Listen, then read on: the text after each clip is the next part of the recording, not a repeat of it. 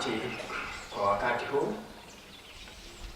ambao tunaendelea na huduma yetu ya kufungua kanisa na tena kuliweka wakfu. Kwa niaba ya Central Kenya Conference nasoma barua ambayo imetumwa na ambayo mmesikia akitajwa sana katika barua ambazo zimesoma hapo mbeleni. Mchungaji Joseph Chale ambaye alikuwa executive director katika Central Kenya Field wakati jambo hilo lilipokuwa linabuniwa, halafu akaenda akawa executive director wa East African Union wakati jambo hili sasa lilianza na kuendelea, na wakati huu ako Harare katika nchi ya Zimbabwe kama Field Secretary wa Eastern Africa Division. Alituma salamu zake sana, tulipoongea na simu akaniambia nilete salamu kwanza kwa guest of honor wa Githunguri, ni rafiki yake wa zamani na tena kwa ninyi nyote. Je, mnapokea salamu za mchungaji Chale kutoka Harare? Asante sana. Sasa nitasoma barua kwa lugha ile ambayo ameandika nayo. Karura Miracle Church. Our guest of honor, Mr. Stanley M. Githunguri, Executive Director, East African Union, Dr. Johnson Othar, other union officers and departmental directors from the East African Union and the conference, invited guests, ladies and gentlemen. One morning, 4 years ago, I walked into my office. As I was walking into the mail, I found a letter from someone I could hardly remember if I had met you. In brief, the author of the letter stated that he had made a vow to God that should he bless him, he would give him a silent offering. He said that when he was a primary student at Karura, he promised to erect a church building next to the current church. He told me not to reveal his own plan to anyone. I could hardly believe the spirit of the letter. I read the letter for several days and then decided to call him on a telephone. He revealed to me his own promise. I told him that the Karura church members had decided to build a church to replace the old one. He asked me to take the church plan, including its financial plan, so that he could look at the details. It was at that point and time I discovered that Mr. S.M. Githunguri was serious about his promise to God. I contacted Mr. Richard Mambo, the then Central Kenya Conference Treasurer. He was amazingly surprised. I had a thrilling discussion with Mr. Mambo. He informed me that the few church members at Karura had embarked on a church project. He added, few as they are, they will take many years to realize a church building. I advised him to meet with the church board so as to share the good news with the members and get their feelings. The church members received the information with tears of joy. We decided to present the two church plans to Mr. Githunguri so that he might choose one that satisfied his desire. We presented to him the one that church members had approved and another new one. We took the two church plans to him. The question was, how much money do you expect to spend on either of these church plans? I said, about 2 million shillings. He laughed and then made his choice of the plan. He chose the better of the two church plans and instructed me to tell the church members to surrender their church project to him. Then he added, let them start another project of their own. I will give you the keys of the church in 42 weeks. I was tongue-tied. He also requested me to inquire whether there were Adventist architects who could assist in the preparation of the church plan, and if possible, give some discount from their professional fees. We looked for them. Unfortunately, they agreed to give a certain amount of a discount. We praise the Lord. Within a week or so, Mr. Githunguri came to see the church site. We decided to abandon the old site so as to reserve the old church building as a grotto as per request of Mr. Githunguri. The work moved first with a few handles here and there. Within a few weeks, the building structure imposed itself on Karura grounds. We noticed that Mr. Githunguri was the chief inspector of the building because he wanted to make sure that his silent offering met his taste and that it was a sanctuary to bring honor to his Lord. Indeed, the price of greatness is responsibility. It is with the heart one sees rightly. What is essential is invisible to the eye. Now, the church building is complete and ready for dedication on June 29, 1997. What you said? Amen. Not long ago, Mr. Githunguri invited the president of our country to come and see the church infrastructure, a silent offering given selflessly by one individual alone. Former primary students pupil. A church being likened to a hospital. Just sit and imagine how many people will get treated in this church. How many people will find Jesus in this church? How many millions of people will look at this beautiful structure and say, there is the church of God. As we dedicate this building today to the glory of God, let us remember the promises we have made to God in the past. Have we fulfilled them? Are we not denying ourselves blessings from the Lord? Has not the time for us to respond to God by accepting the principles of His plan and put them into practice, claiming His promises? Mr. Githunguri has done it. God has blessed him in many ways. Solomon prayed, then hear thou from heaven thy dwelling place, and forgive and render to each according to all his ways, whose heart thou knowest, for thou alone dost know the hearts of the sons of men, from 2 Chronicles chapter 6, verse 30. Let us rejoice and praise the name of the Lord, and we work out our salvation with fear and trembling, because Jesus is even at the door, coming to escort us to our heavenly new rooms. Blessings on you all, and as we share with God what we have, and He will continually bless us. Maranatha. Amen. Joseph Gilachale, Field Secretary, East African Division, former CKC Executive Director. May God bless you. Amen.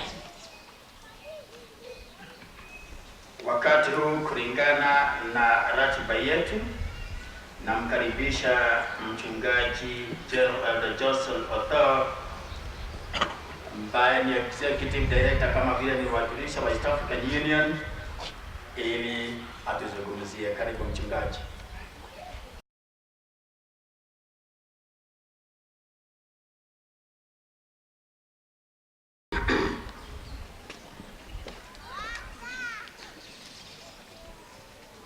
On Saturday, the 21st of June this year, tarehe 21 mwezi wa 6 mwaka huu, I worshipped in Gendia Seventh-day Adventist Church. Niliabudu katika kanisa la Gendia Adventist Church. And on the soil of Kenya, it was that very spot where we had the first erected church. Na mahali ambapo tuliabudia ndipo pahali pa kwanza katika nchi yetu ya Kenya kuwekwa na kujengwa kanisa la Kiadventista.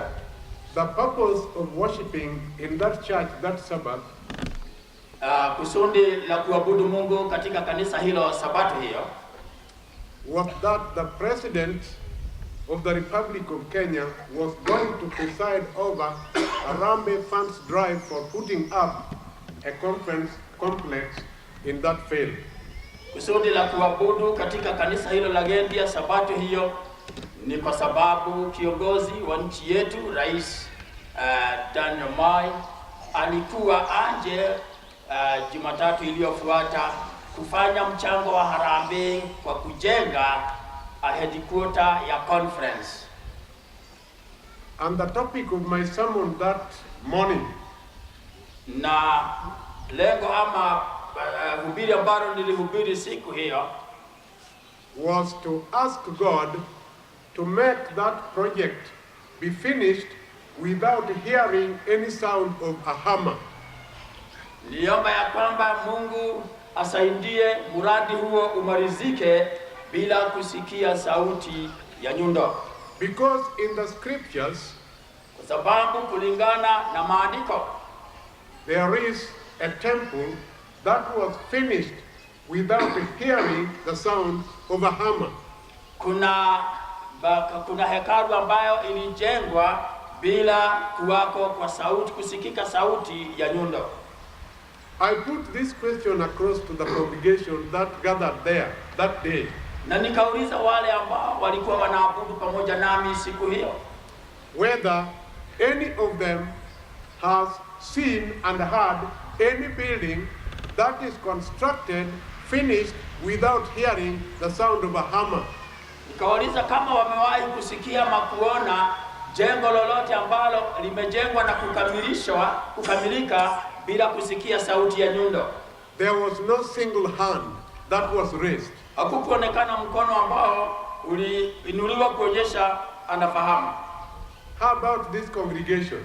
Je, na ninyi ambao mko hapa mkoje? Is there any single person here who can say he has witnessed, seen, heard of a building in Kenya that has been put up, completed, without hearing the sound of a hammer? Je, kuna yote ambayo amekwisha kusikia, kuona na hata kuwa shahidi ya jengo lolote katika nchi yetu ya Kenya ambalo limejengwa na kukamilika bila sauti ya nyundo? I know we have many people here who will ask, but Pastor thought you have to elaborate. What do you mean by the sound of a hammer not heard? Najua kuna wengi ambao wanaweza kuniuliza, mchungaji Odho, unamaanishaje unaposema sauti ya nyundo? Because one day, sababu siku moja, I witnessed Pastor Sequeira giving an answer to a pastor who wanted him to explain what Jesus meant by saying, unless you be like a little child, you cannot inherit eternal kingdom. Kwa sababu siku moja nilisikia mchungaji Sequeira akieleza mchungaji mwingine vile Yesu Kristo alivyomaanisha aliposema ya kwamba ili urithi ufalme wa mbinguni sharti uwe kama mtoto. And Pastor Sequeira asked that pastor, have you ever been a teacher in your lifetime? Na basi mchungaji Sequeira akauliza mchungaji mwingine, je, umewahi kuwa mwalimu katika maisha yako? Then the pastor said, yes, I came from teaching into the gospel ministry. Na yeye mchungaji akasema ni kweli mimi nilikuwa mwalimu halafu nikaingia uchungaji. Did you have a chance of teaching a standard 1 chap? The question came from Sequeira. Akaulizwa ya kwamba umewahi kufundisha mtoto wa standard 1, darasa la kwanza? He said yes. Akasema ndio. And Sequeira put up another question. Na Sequeira akaongeza swali lingine. Have you had a chance of teaching a university student? Je, umewahi kufundisha mwanafunzi wa university?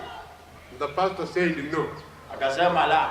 And you know Sequeira really bombarded him That is where the problem of yours is.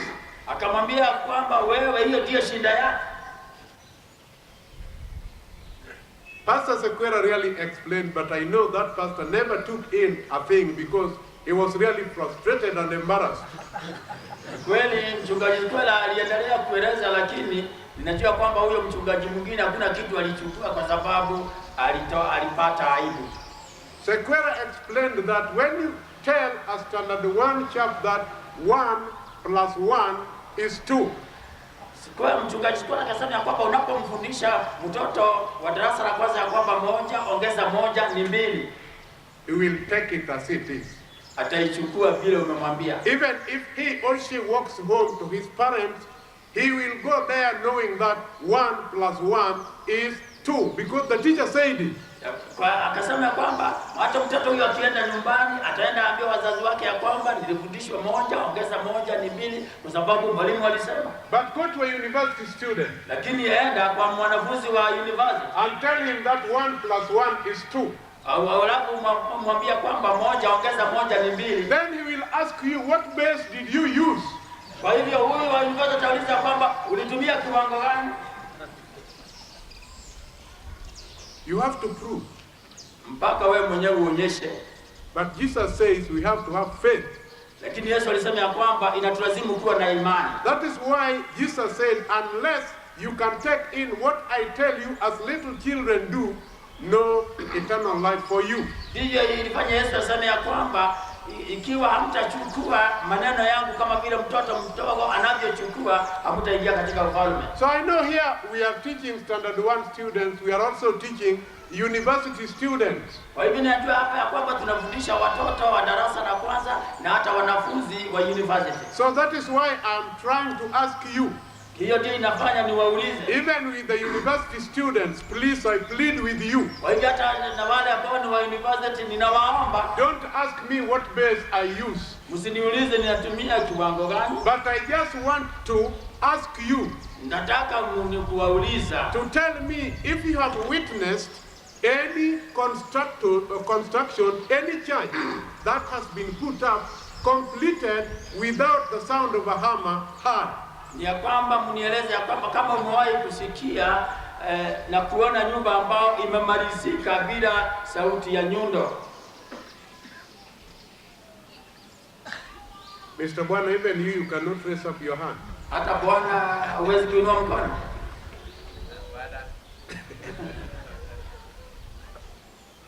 Even the architects, contractors who are here cannot raise up their hand. Hata wale ambao walichora mchoro wenyewe hawezi kuinua mkono. How about those who have put up their own houses? Can't you even raise up your hand? Hata ninyi ambao mmejenga nyumba huko nyumbani hakuna mtu ambaye anaweza kuinua mkono. Even me, I cannot. Hata mimi siwezi. But let me tell you. Lakini hebu niwaambie, today, leo is my first time ndio wakati wangu wa kwanza that I have witnessed a church building ambayo nimeshuhudia kanisa, jengo la kanisa that has been completed ambalo limemalizika without hearing the sound of a hammer. What do you say? Amen. Bila kusikia sauti ya nyundo. Why do you say amen when you do not know what kind of hammer? Masemaje amina bila kujua sauti ya nyundo ni gani? Ask me later and I'll tell you it is true. We can say amen. This building has been completed without hearing the sound of a hammer. Niulize baadaye na nitakueleza ni kweli ya kwamba nyumba hii, jengo hili limemalizika bila kusikia sauti ya nyundo. The day is not mine. Siku ya leo si yangu. But I wanted to put this across to Brother Githunguri together with those who are with us today. Lakini nilikuwa nikitaka tu kumweleza ndugu Githunguri pamoja na wale tuko hapa siku ya leo. I'm not interested of that Scriptural servant being sick. Mimi si kwamba haja yangu kubwa ni yule mtumishi wa yule askari aliyekuwa mgonjwa. But my concern is those ones who are sent to go to Jesus. Lakini haja yangu ni wale ambao walitumwa kwa Yesu. The centurion sent the servants to go to Jesus. Yule mkuu wa askari alituma wazee waende kwa Yesu. I don't want to say why the centurion chose to just send servants, not himself. Sitaki kujua ya kwamba huyu mkuu wa askari kwa nini alituma wale wazee. But I'm interested, lakini haja yangu, in what came out of the mouth of the servants sent to Jesus. Haja yangu kubwa ni yale maneno yaliyozungumzwa na wale watumishi. These people simply told Jesus that, Lord, we have been sent. Hawa watumishi walienda kwa Yesu na kumwambia, Bwana, tumetumwa. The problem is not with us. Shinda haiko nasi. We didn't come to you because we wanted something from you, but we are sent. Hatukuja kwako kwa sababu kuna jambo tunahitaji kwako, lakini tumetumwa. But what we want to tell you, lakini jambo ambalo tunataka kukujulisha, even we ourselves, we know this kind of message is appropriate. Lakini ya kwamba hata sisi tunajua kwamba ujumbe huu unafaa. And the request put across to you is appropriate. Na ya kwamba ombi ambalo limeletwa kwako linafaa wakati huu. And if we were you, na kama tungekuwa wewe, we would have responded to the request instantly. Ni ya kwamba tungekubaliana na ombi mara moja. We have come to you. Tumekuja kwako. We are Christians. Sisi ni Wakristo. We are the followers of Christ. Sisi ni wafuasi wa Yesu. We are your followers. Sisi ni wafuasi wako. And we want to tell you, na tunataka kukujulisha, that if it were ourselves, ya kwamba kama ingekuwa sisi, this man needs to be helped. Huyu mtu anahitaji kusaidiwa. This man has to be helped. Huyu mtu ni vizuri asaidiwe. Why did they talk like that? Kwa nini walizungumza hivyo? What was their reason? Walikuwa na sababu gani? They said that, walisema hivi, this man loves our nation. Huyu mtu anapenda taifa letu. He loves our people. Anapenda watu wetu. We are not with him in the church that we worship you in. Sasa tuko naye katika kanisa ambalo tunakuabudu pamoja. But he has really done one wonderful thing. Lakini amefanya jambo moja kubwa. He has put for us. Why don't you say it, Pastor Wangai? Yeah? This man has put up for us a temple. Huyu mtu ametujengea hekalu. And that one is enough. Na hiyo yatosha. Enough reason for we to say that, please help this man. Hiyo ni sababu ya kutosha tukwambia kwamba saidia huyu mtu. He loves us. Anatupenda. He loves our nation. Anapenda taifa letu. He loves me as your followers. Anatupenda sisi kama wafuasi wake. And that is why he put up a temple for us to worship you. Na hiyo ndio ilifanya ajenge hekalu ili tuwe tunakuabudia. I do not know. Sijui. The record says Jesus went with them. Biblia inasema ya kwamba Yesu alifuatana nao. He went. Alienda. And that centurion was helped. Na huyo mkuu wa askari akasaidiwa. I'm not interested in that. Mimi siingii katika hilo jambo. My interest is what I've told you. Haja yangu ni ile ambayo nimewaambia. Please, this man is worth helping. Huyo mtu ni ya kwamba anastahili kusaidiwa. Why don't we praise the name of God for the way he has used Brother Githunguri to put up this temple for us? Kwa nini tusilisifu jina la Mungu kwa vile amemtumia ndugu Githunguri kujenga jengo hili la. I'm not praising Brother Githunguri, I'm praising the name of God. Si ya kwamba ninamtukuza ndugu Githunguri, lakini ninatukuza jina la Bwana. What do you say to that congregation? Unasemaje? Do you also need to praise God for the method and system he has used to put up this church for us? Je, mngetaka kumtukuza Mungu kwa sababu ya njia ambayo ametumia katika kujenga jengo hili? That is not enough amen to God. Hiyo si amen ya kutosha kwa Mungu.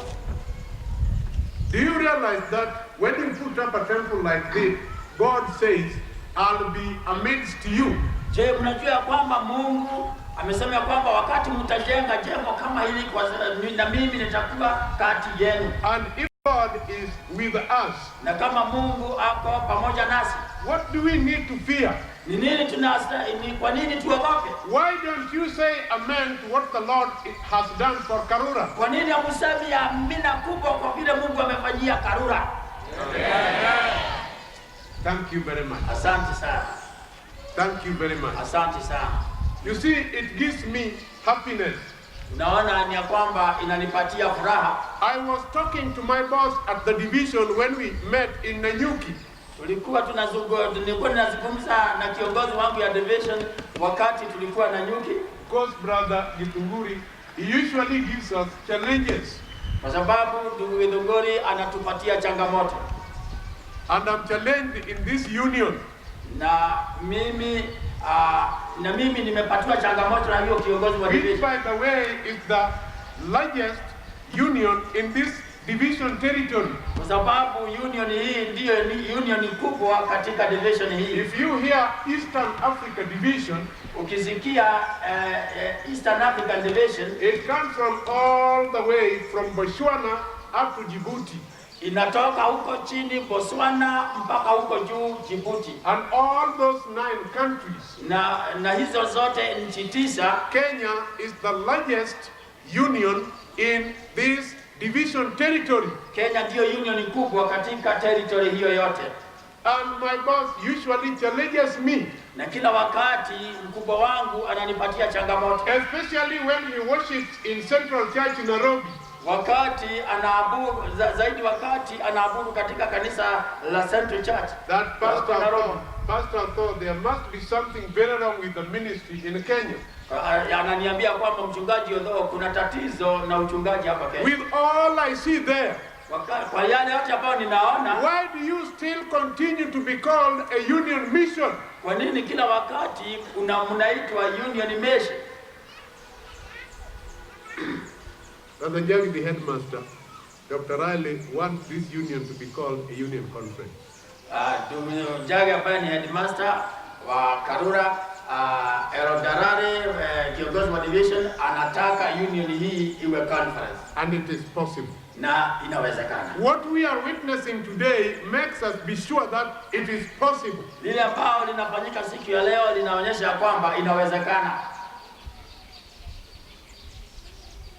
A temple completed without hearing the sound of a hammer. Hekalu ambalo limemalizika bila kusikia sauti ya nyundo. As a result of God using only an individual. Kutokana na Mungu kumtumia mtu mmoja tu. What if he used only those who are here today? Na je, kama Mungu ingefanyika nini kama Mungu angetumia tu wale ambao mko hapa? Tell me. Mniambie. Brother Ngaruya, where would we? Sasa ndugu Ngaruya tungekuwa wapi? Tungekuwa juu zaidi. So I want to challenge the congregation seated here today. Kwa hivyo ninataka kuwapatia changamoto ambao mko hapa siku ya leo. God is ready to use each one of us. Ya kwamba Mungu ako tayari kutumia kila mmoja wetu. Only if we can go to Brother Githunguri for today. Ikiwa tutaenda kwa Brother Githunguri siku ya leo. Don't think that Brother Githunguri is the richest man in Kenya. Usifikia kwamba ndugu Githunguri ndiye tajiri sana katika There are nchi ya many Kenya. people who are richer than he is. Kuna wengine ambao ni matajiri kuliko yeye.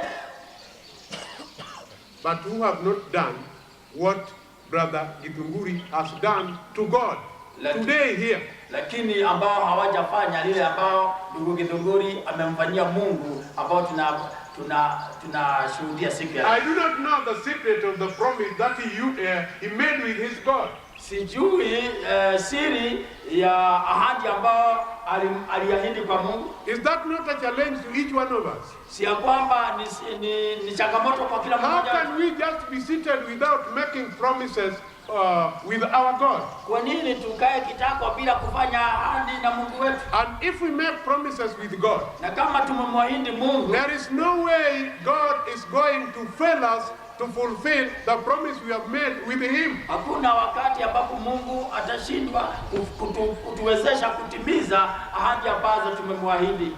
So for me to be seated Kwa hivyo kwa ili nikae chini, because the day was not mine. Kwa sababu siku haikuwa yangu. How many of you here ni wangapi ambao mko hapa siku ya leo would fit into the servants sent to Jesus to help that centurion? Ni wangapi ambao wangetumwa kama watumishi ili wamuulize Yesu asaidie yule mkuu wa askari? Let us take Brother Githunguri to be the centurion. Hebu tumchukue ndugu Githunguri kama yeye ndiye mkuu wa askari. And we are sent by him to go to Jesus. Na ametutuma kwenda kwa Yesu. Because there is something that he needs Jesus to do for him. Kwa sababu ana jambo ambalo angetaka Yesu amfanyie. How many of you ni wangapi kati yetu would say as those servants say, ambao wangesema kama yule wale watumishi walivyosema, that Jesus our maker, ya kwamba Yesu muumbaji wetu, Jesus our Lord, kwa Yesu Bwana wetu, Jesus who has the powers over everything, Yesu ambaye una nguvu ya kushinda vyote. It is Brother Githunguri who has sent us. Ni ndugu Githunguri ambaye ametutuma. And because there is nothing too hard for you to do, na kwa sababu hakuna jambo gumu kwako kufanya, do it for Brother Githunguri as he has asked. Mfanyie ndugu Githunguri kama vile. How many of you would behave like that today? Kama wangefanya kama hivyo siku ya leo. So Brother Githunguri, kwa hivyo ndugu Githunguri, that is a prayer to you. Hilo ni ombi kwako, which has been offered by the members of Seventh-day Adventist Church in this area. Ambao limefanywa na Waadventista wa sehemu hii. And that prayer is going to continue to be offered to you.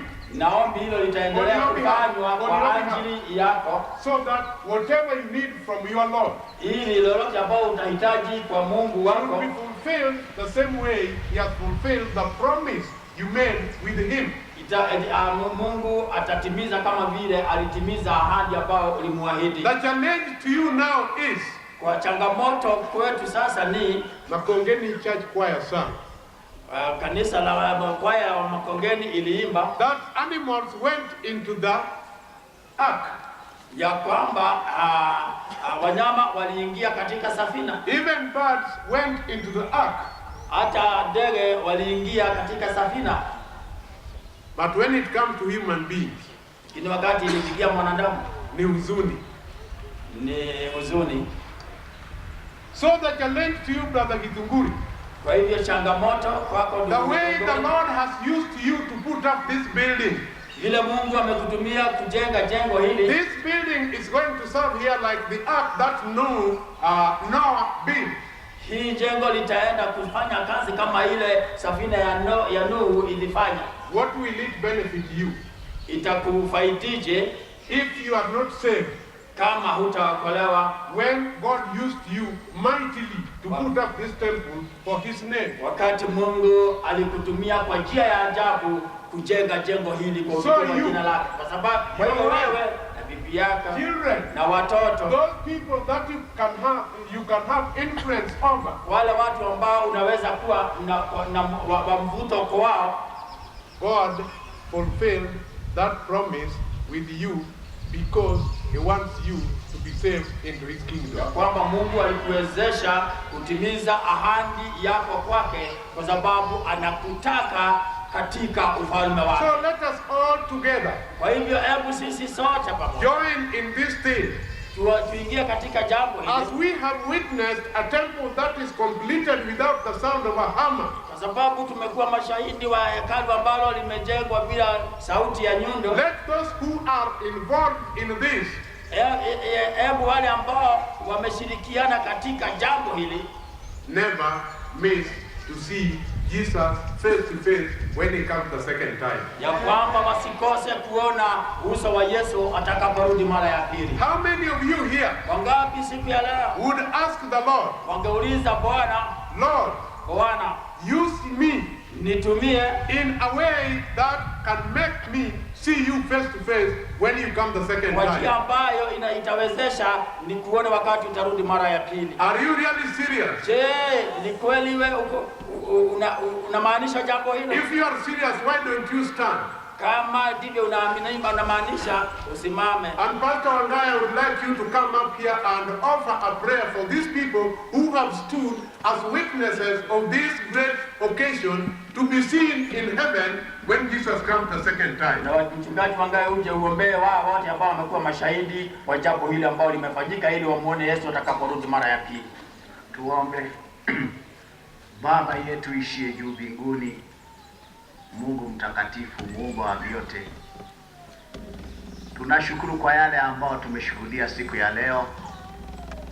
Na Bwana tunakusifu kwa kuwa Roho wako angali anaendelea kufanya kazi ndani ya mioyo ya wanaume na wanawake, pia na watoto, ili waweze kutoa mioyo yao ambao ndio kafara inayohitajika.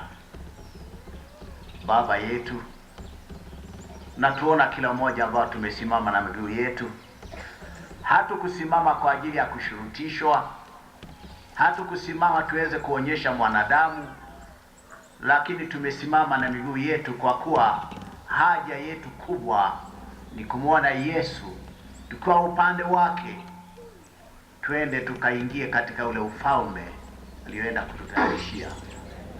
Baba, tunakuomba Roho wako Mtakatifu aweze kutufundisha yale ambayo leo hatuyajui na hatuyafahamu, yale ambayo tumelemewa, pengine ni tabia mbaya, pengine ni mawazo mabaya, pengine ni kukata shauri kusimama kwa njia moja au nyingine. Bwana, tunaomba nguvu ya mbingu kwa kila mmoja wetu, maana ushindi unapatikana kwa Yesu. Tusaidie kukuangalia wewe na kukufuata wewe, na mwishowe tarumbeta itakapolia, Bwana wetu atakapokuja na malaika wa mbingu, kila mmoja wetu ambao tumesimama na miguu yetu, katika neema yako tuweze kusikia sauti ya Bwana wetu akisema, ingia katika raha ya Bwana wako. Amen. Ndio maombi yetu katika jina la Yesu Kristo aliye Bwana na Mwokozi wetu. Amen.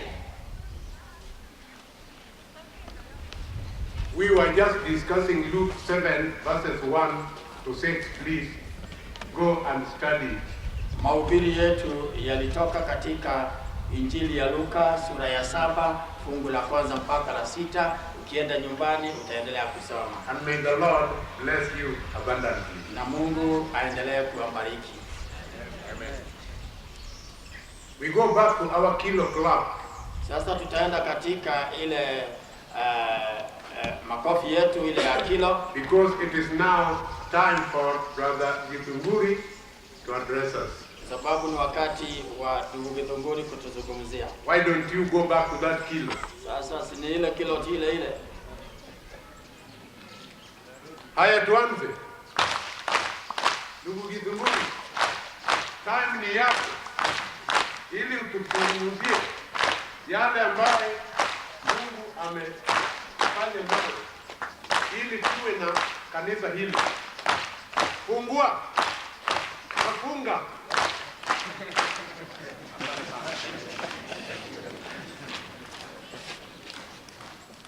Haya. My Christian brothers and sisters, church elders, distinguished guests, ladies and gentlemen. Ndugu zangu wa Kristo, wale ambao wamekuja hapa kama wageni, wapenzi, ndugu na dada. To you all I say, habari. Kwa nyote nasema habari. Na wakina mama, wale wazee kutoka Kashie nasema muriega. Na kwa wale mama ambao ni kutoka hapa Kashie nasema ni mwake igwa. Na mwalimu wangu Janet nasema we museo. Na kwa mwalimu wangu Janet nasema we museo. Well, we have just been told that the old church there was built almost 70 years ago. Tumeambiwa tu hivi karibuni ya kwamba kanisa lile ambalo ni la kwanza ni zee lilijengwa karibu miaka 70 iliyopita. That was before my time. It is before I was born. Hiyo ni miaka mingi sana kabla ya mimi kuzaliwa. I don't know where I was. Sijui nilikuwa wapi. But Lakini 36 years ago, miaka 36 iliyopita, when I was a young man, wakati nilikuwa kijana without any gray hair, bila nywele nyeupe, I was blessed to be a student here from 1958 to 1961. Nilibarikiwa kuwa mwanafunzi hapa katika shule hii kutoka mwaka 58 mpaka 61. And when I was a student here, Na nilipokuwa mwanafunzi hapa, there was nothing special in me. hakukuwa na jambo la kushangaza ama la ajabu kwangu. I was an average student. Nilikuwa mwanafunzi wa kawaida. In fact, this morning, as I was preparing myself to come here, Nakumbuka kwamba asubuhi nilipokuwa nikijiandaa kuja hapa, I was looking for my reading certificate from this school. nilikuwa nikiangalia ile barua ya kupatiwa ya kutoka shule hii, And I found it dated 6 February 1962. na nilipata imeandikwa ya kwamba ilikuwa ya mwezi wa pili tarehe 6 mwaka wa 62. And Pastor Huida, who was then the principal, Na mchungaji yule ambaye ndiye aliyekuwa mkuu wa shule wrote on my certificate, aliandika katika ile cheti changu Christian deportation ama behavior, ya kwamba katika maisha ya Kikristo average. ni ya kawaida. And about my character, Na tabia yenyewe he said fair. akasema ni sawa, And I think he was right. na naamini kwamba alisema ukweli. I don't know about my character today, Sijui tabia yangu leo whether it is better or worse, ya kwamba sijui kama ni nzuri ama imeharibika, but my Christian behavior is above average. lakini tabia yangu ya Kikristo iko juu ya kawaida. When I was here as a student for 4 years, Wakati nilikuwa mwanafunzi hapa kwa miaka 4, a few teachers, walimu wachache, not Janet, si Janet, were very extremely rough on me. walionyesha walikuwa wakali sana kwangu, In a manner I always thought they were persecuting me. kwa njia ambayo nilifikiria kwamba wananitesa. But looking back at it, Lakini ninapoangalia nyuma, I say thank you to them. nasema asante sana kwao. Na kwa mwalimu wangu Janet nasema wewe mzee. Wakati huu tutautoa kwa ajili ya vijana walio wadogo, the adventurers, pahali mko na wagojea tafadhali. Adventurers na wagojea hapa. Safarini kwenda mbinguni, mbinguni tusafarini kwenda mbinguni, tukiongozwa na Mwokozi. Tusafarini kwenda mbinguni, mbinguni tusafarini kwenda mbinguni, tukiongozwa na Mwokozi. Tumefunikwa na bawa zake Mwokozi, twaiangalia